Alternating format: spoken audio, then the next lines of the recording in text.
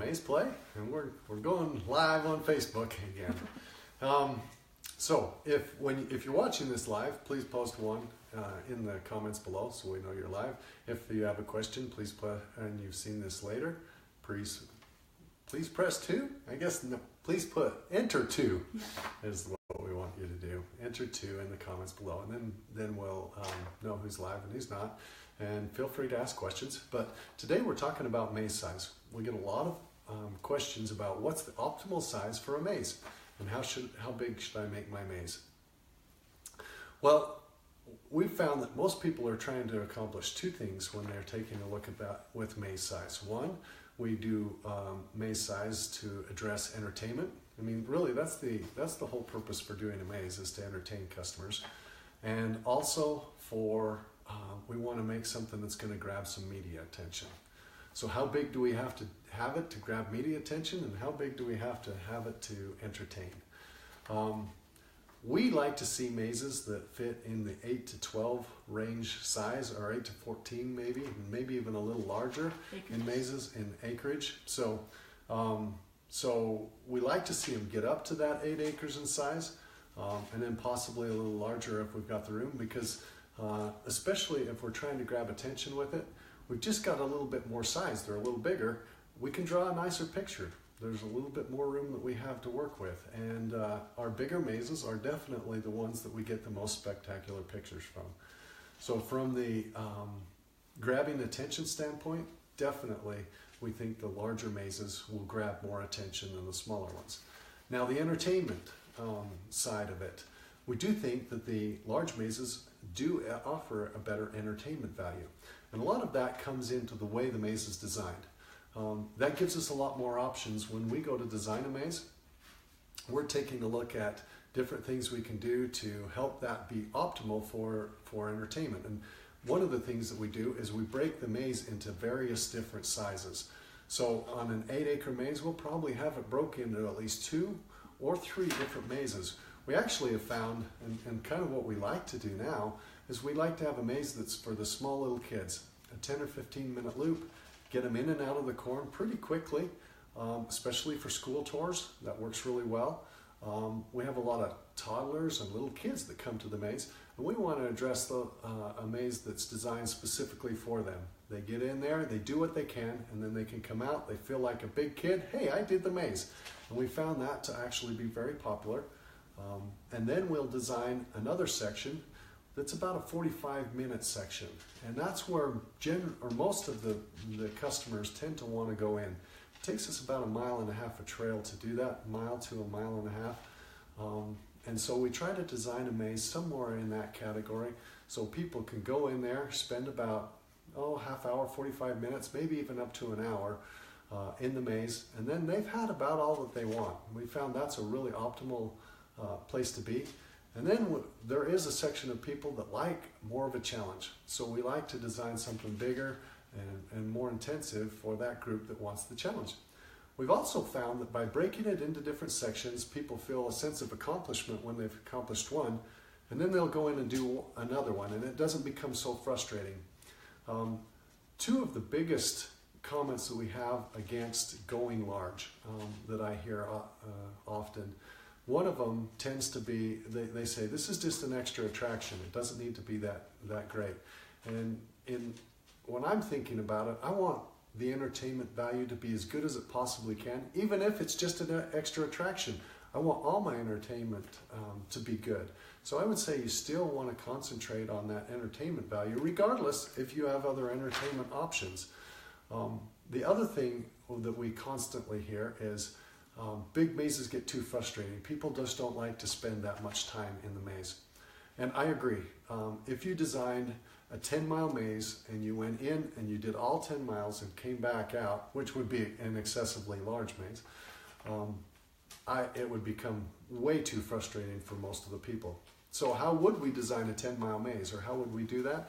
We would break it up into different sections. We would probably have 3 or 4 different mazes for people to choose from. What we find then is they can choose how much challenge that they would like. And with the maze, the challenge is the big part of the entertainment value of the maze. So you want your maze to be challenging without being frustrating. So we break that maze up into sections. They get to choose how many sections they would like to do. And they go in, do one, they come back out. They can spend time at the concession stand and buy some things. They can wait for friends.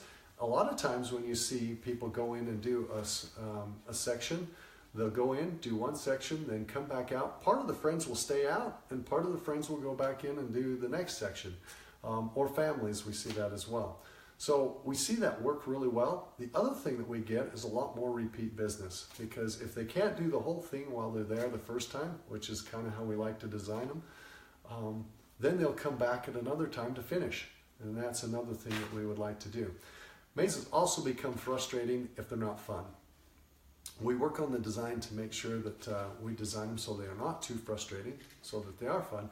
But another thing we do is we put a game system in the maze. And if you've got a good game system that's engaging to the people, it has to be simple because they don't want to spend a lot of time figuring it out.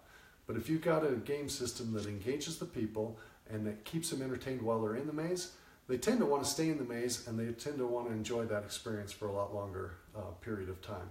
And we get a lot more, we get a lot better feedback of people being in the maze.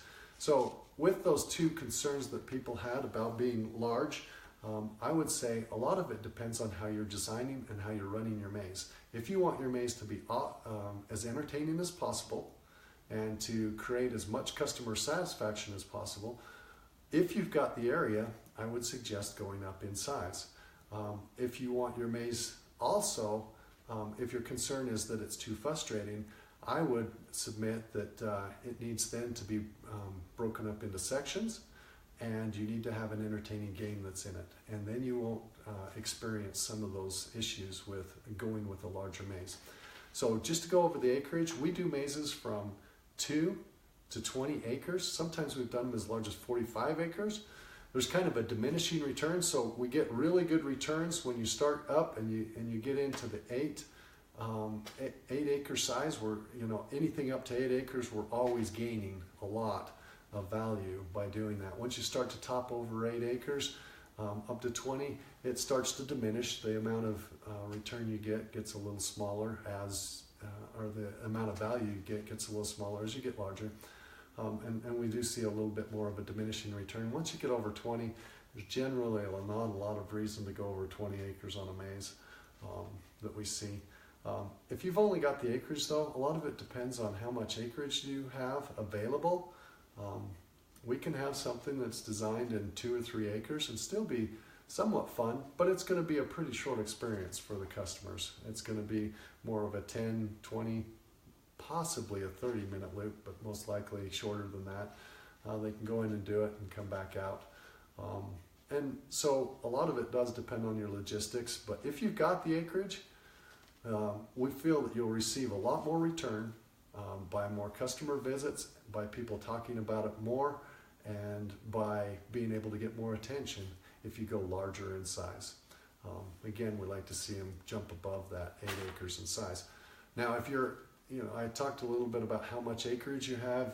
If you're saying, if you're new to mazes and you're trying to figure out your acreage, maze is only a part of the what you need for acreage. You need area for parking, you need a courtyard area, you need an area for other entertainment venues that you can include, maybe a pumpkin patch, and some of those type things. So in saying these acreage, I'm talking specifically about maze size and not the other acreages that are involved. And so you'll want to consider that. If you have questions, you can give us a call at mazeplay, and we'll be glad to discuss your size. We'll be glad to discuss your site and what opportunities that you may have available. Again, one of our main missions or goals is to help you create more smiles per acre. So if you're looking at a maze design, we want to create a design that's going to entertain people and entertain them well. And we'd like to help you do that if you're interested in the corn maze. And it doesn't look like we have any questions at this time yet. All right. Well, if you have any questions, post them below and we'll try to get back to you. All right, everybody, have a good day.